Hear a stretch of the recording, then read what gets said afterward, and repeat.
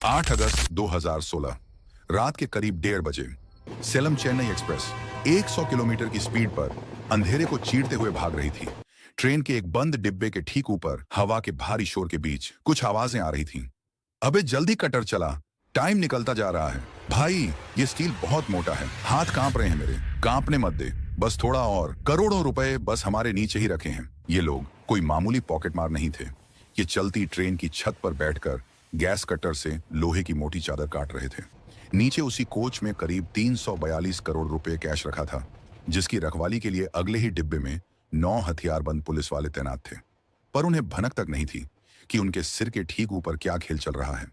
अगली सुबह जब चेन्नई स्टेशन पर ट्रेन रुकी और आरबीआई के अधिकारियों ने कोच का ताला खोला तो उनकी चीख निकल गई। सामने का नजारा देखकर पुलिस के होश उड़ गए। मजबूत स्टील की छत पर 2 फीट का एक बड़ा छेद था।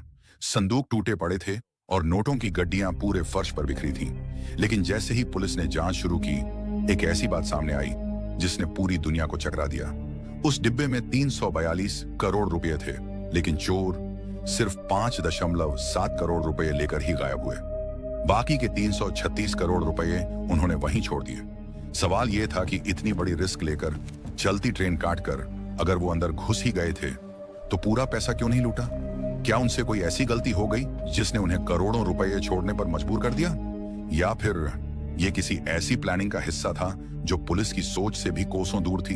ये इंडिया की सबसे बड़ी और सबसे रहस्यमयी ट्रेन डकैती की शुरुआत थी। अब पुलिस के सामने सबसे बड़ा सवाल यह था कि आखिर इन चोरों को यह कैसे पता चला कि इस पुराने से डिब्बे में करोड़ों का खजाना छुपा है। यह कोई आम चोरी नहीं थी, इसके पीछे महीनों की प्लानिंग और एक बहुत ही शातिर दिमाग का हाथ था। इस पूरे मास्टर प्लान का असली मास्टरमाइंड था मोहर सिंह। ये मध्य प्रदेश के गुना जिले के पारधी गैंग का लीडर था। ये लोग बरसों से रेलवे ट्रैक के किनारे झुग्गियां बनाकर रहते थे। इनके लिए ट्रेन की टाइमिंग और उसकी कमियां जानना बच्चों का खेल था। डकैती से करीब 10 दिन पहले मोहर सिंह अपने खास साथी दिनेश पारधी के साथ सेलम के पास रेलवे ट्रैक पर बैठा बीड़ी पी रहा था। तभी उसने ऊपर देखते हुए एक बहुत जरूरी चीज नोटिस की। मोहर ने दिनेश के कंधे पर हाथ मारा और बोला, देख दिनेश, सेलम से विरुद्धाचलम तक ऊपर बिजली की तारें नहीं हैं। इसका मतलब समझ रहा है? हम आराम से छत पर खड़े होकर काम कर सकते हैं। कोई करंट का डर नहीं होगा। दिनेश की आंखें चमक उठी। भाई, प्लान तो तगड़ा है, पर हमें पता कैसे चलेगा कि माल किस डिब्बे में है? मोहर मुस्कुराया और बोला, बैंक वाले अपनी जेब बचाने के चक्कर में हमारा काम आसान कर देंगे। दरअसल यहाँ बैंकों ने एक बहुत बड़ी बेवकूफी की थी। आरबीआई के 342 करोड़ रुपए भेजने के लिए अगर वो रेलवे को असली कीमत बताते तो रेलवे उन पर 10% का भारी टैक्स लगा देता। पैसा बचाने के चक्कर में बैंकों ने कागजों पर इसे जीरो वैल्यू दिखा दिया। नतीजा, न रेलवे को पता था कि इसमें अरबों रुपए हैं, न ही आरपीएफ को। सुरक्षा के नाम पर सिर्फ 9 पुलिस वाले तैनात थे, जो पारधी गैंग के लिए मामूली बात थी। मोहर सिंह ने अपने गैंग को सख्त आदेश दिया, फोन का इस्तेमाल कम से कम करना, और याद रखो, हमें सारा पैसा नहीं चाहिए, बस उतना उठाना जितना हम दौड़ते हुए ले जा सकें। लालच किया तो पकड़े जाएंगे। 8 अगस्त की शाम को मोहर सिंह और उसके 5 साथी सेलम जंक्शन के पास झाड़ियों में दुबक कर बैठ गए। जैसे ही रात के 9:05 बजे ट्रेन प्लेटफॉर्म से निकली और उसकी रफ्तार थोड़ी कम हुई, मोहर चिल्लाया, चलो, अब रुकना नहीं है। वो लोग साए की तरह ट्रेन की छत पर चढ़ गए और लेट गए। ट्रेन अब अपनी पूरी स्पीड पकड़ चुकी थी। अब रात के 10:45 बज रहे थे। ट्रेन सेलम से निकल चुकी थी और सन्नाटे को चीरते हुए अपनी पूरी रफ्तार में भाग रही थी। ऊपर छत पर हवा का दबाव इतना तेज था कि खड़ा होना तो दूर, सांस लेना भी मुश्किल था। मोहर सिंह और उसके 2 साथी छत पर पेट के बल चिपके हुए थे। उनके हाथ ठंड से जम रहे थे। मोहर सिंह ने दिनेश के कान के पास जाकर धीरे से कहा, मशीन शुरू कर दिनेश, और आवाज कम रखना। दिनेश ने तुरंत अपनी बैटरी वाली ड्रिल और कटर निकाला। ट्रेन की अपनी खड़खड़ इतनी ज्यादा थी कि कट्टर की आवाज उसमें कहीं दब गई। लोहे की छत से नीली चिंगारियां निकलने लगीं और गर्म लोहा उनके हाथों पर गिर रहा था, पर रुकने का वक्त नहीं था। करीब 1 घंटे की मशक्कत के बाद दिनेश चिल्लाया, हो गया, छेद बड़ा हो गया है, रास्ता साफ है। मोहर सिंह और उसका एक साथी रस्सियों के सहारे उस अंधेरे छेद से नीचे उतर गए और जैसे ही उन्होंने अपनी टॉर्च जलाई, उनके होश उड़ गए। वहां लोहे और लकड़ी के 200 से ज्यादा संदूक रखे थे। मोहर का साथी हक्का बक्का होकर बोला, भाई, इतने सारे बक्से कौन सा खोलें?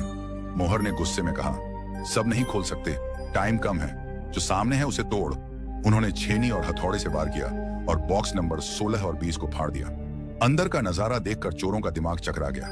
500 और 1000 के नोटों का अंबार लगा था। मोहर का साथी घबरा कर बोला, भाई ये तो बहुत भारी है, इतने सारे कैसे ले जाएंगे?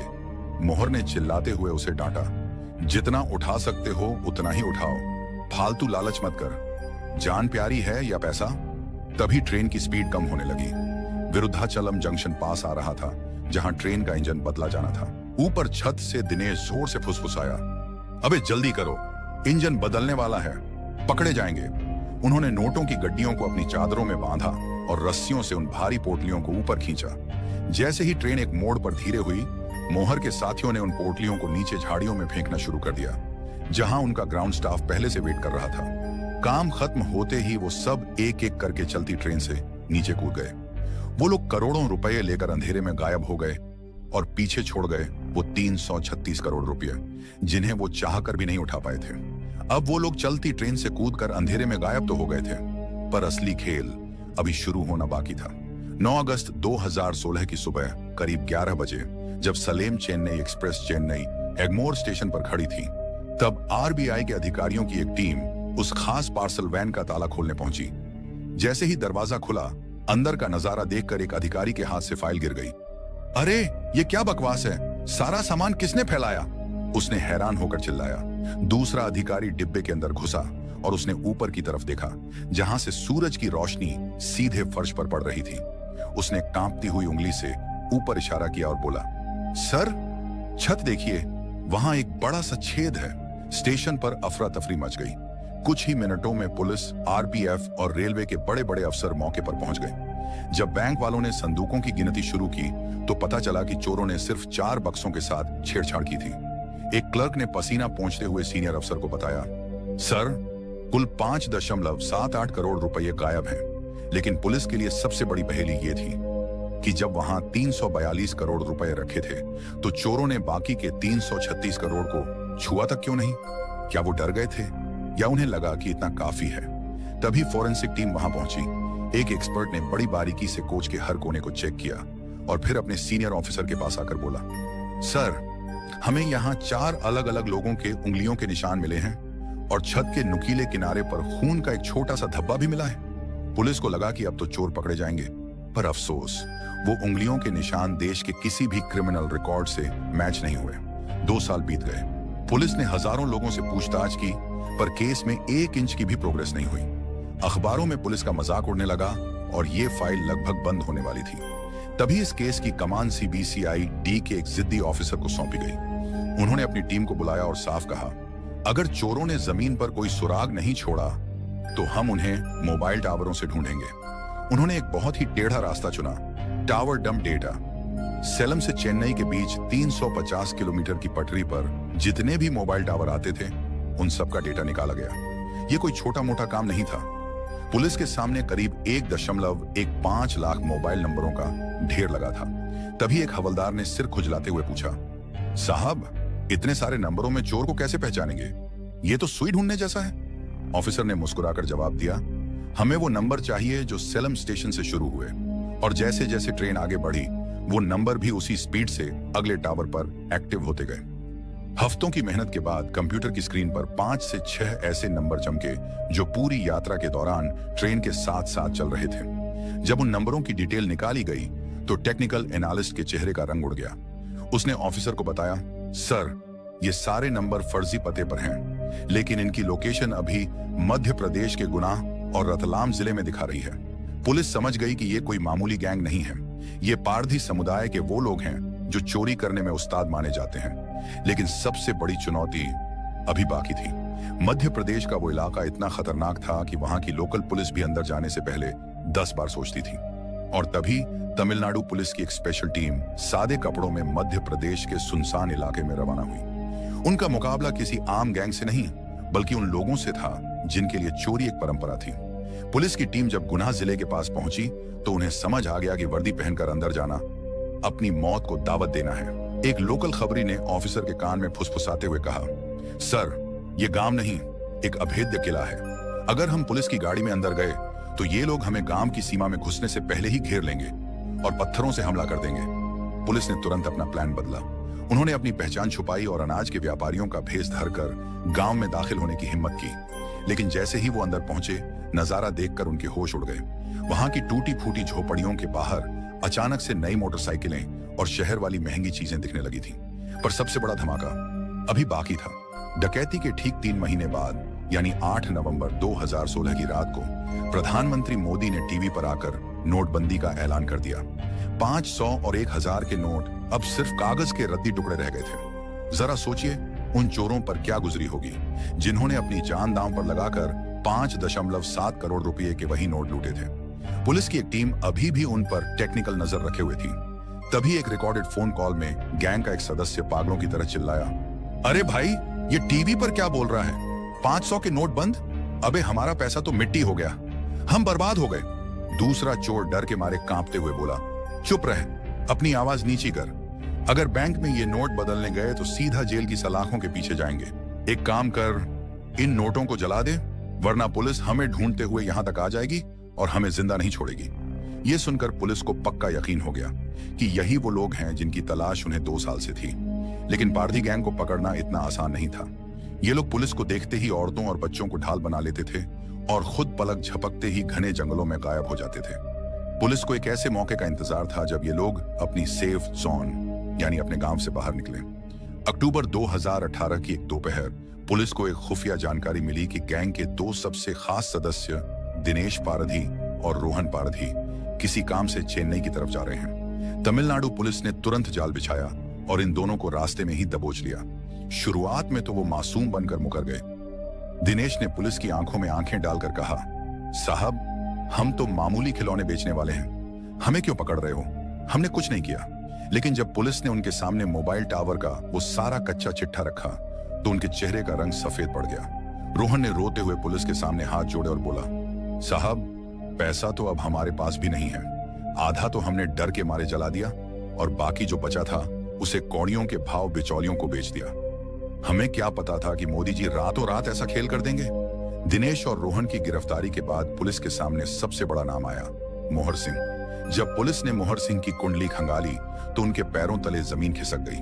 वो मास्टरमाइंड पहले से ही मध्य प्रदेश की एक जेल में मर्डर और डकैती के केस में बंद था। यानी इस ग्रेट इंडियन ट्रेन रॉबरी का पूरा प्लान जेल की सलाखों के पीछे बैठकर तैयार किया गया था। जेल के अंदर जब तमिलनाडु पुलिस की टीम मोहर सिंह से पूछताछ करने पहुंची तो उसका एटीट्यूड देखकर सब दंग रह गए। एक सीनियर पुलिस ऑफिसर ने गुस्से में मेज पर हाथ मारते हुए पूछा, अबे तुझे ये कैसे पता चला कि उसी पुराने डिब्बे में करोड़ों रुपए हैं? कोई बैंक वाला मिला हुआ था क्या? मोहर सिंह ने बड़े आराम से जवाब दिया, साहब, हम लोग पटरियों पर ही पैदा हुए हैं और वहीं बड़े हुए हैं। हमें किसी की टिप की जरूरत नहीं होती। हम बस ये देखते हैं कि किस डिब्बे की सील भारी है और पुलिस वाले कहां सो रहे हैं। बैंकों ने 0 वैल्यू लिखकर मेरा काम और आसान कर दिया था क्योंकि मुझे पता था कि वहां कोई एक्स्ट्रा सिक्योरिटी नहीं होगी। पुलिस ने अपनी पूरी जान लगा दी, लेकिन केस में एक बहुत बड़ा ट्विस्ट अभी आना बाकी था। कोर्ट में पुलिस ये साबित ही नहीं कर पाई कि चोरों के पास से जो पैसा या जायदाद मिली है वो उसी ट्रेन से चोरी हुई थी। इसकी वजह बहुत अजीब थी। चोरी हुए नोट सॉइल्ड नोट्स थे, यानी पुराने और कटे फटे नोट जिनका कोई सीरियल नंबर रिकॉर्ड में नहीं था। सरकारी वकील ने चिल्लाकर कोर्ट में कहा, सर, हमारे पास मोबाइल लोकेशन है, कबूलनामा है, ये लोग अपराधी हैं। लेकिन जज ने शांति से जवाब दिया, कानून सबूत मांगता है। ये कैसे साबित होगा कि ये वही नोट हैं जो आरबीआई के थे? नतीजा ये हुआ कि 2021 में मोहर सिंह और उसके साथियों को बेनिफिट ऑफ डाउट मिल गया और वो इस केस से बरी हो गए। करोड़ों की डकैती हुई, 2 साल तक पुलिस पीछे पड़ी रही, लेकिन अंत में हाथ लगी तो सिर्फ खाली फाइलें। आज मोहर सिंह फिर से फरार है और उसके खिलाफ कई नए केस दर्ज हो चुके हैं। सेलम चेन्नई ट्रेन डकैती भारत के इतिहास की सबसे शातिर चोरियों में से एक बनकर रह गई। इस घटना ने आरबीआई और भारतीय रेलवे के पूरे सिस्टम को बदल दिया। आज जब भी करोड़ों का कैश ट्रेन से गुजरता है तो वो कोई मामूली कोच नहीं होता। अब कोच की छतें कटर प्रूफ स्टील से बनाई जाती हैं। डिब्बे के अंदर हथियारबंद गार्ड्स तैनात होते हैं और पूरे रास्ते की निगरानी जीपीएस और सैटेलाइट से की जाती है। चोरों ने भले ही करोड़ों उड़ा लिए, लेकिन उन्होंने देश की सुरक्षा प्रणालियों को हमेशा के लिए चौकन्ना कर दिया। ये कहानी याद दिलाती है कि कभी कभी सबसे बड़ी सुरक्षा भी एक मामूली गैस कटर के सामने फेल हो सकती है।